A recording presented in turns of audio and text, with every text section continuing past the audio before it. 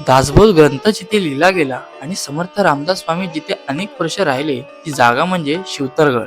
हे ठिकाण रायगड जिल्ह्यातील महाड तालुक्यात वरंदा घाटाच्या परिसरात आहे. डोंगराच्या कुशीत वसलेली ही एक शांत आणि अध्यात्माशी जोडणारे ठिकाण. पूर्वी हा सगळा भाग जावळीच्या मोऱ्यांच्या वतनात होता.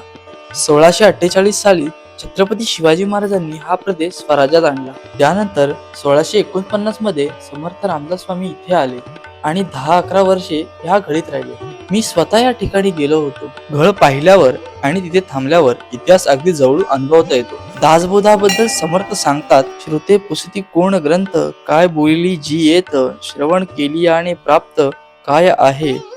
हा ग्रंथ म्हणजे दासबोध. गुरु आणि शिष्य यांच्यामधला साधा आणि स्पष्ट संवाद. याच घळीत दासबोध लिहिला गेला आणि इथेच तो पूर्ण झाला. 1676 साली दक्षिण दिग्विजयासाठी निघताना छत्रपती शिवाजी महाराजांनी याच ठिकाणी समर्थ रामदास स्वामींचा आशीर्वाद घेतला. दासबोधातून समर्थ आपल्याला सांगतात, माणसाने आधी स्वतःला ओळखावं, मग योग्य मार्ग आपोआप सापडतो.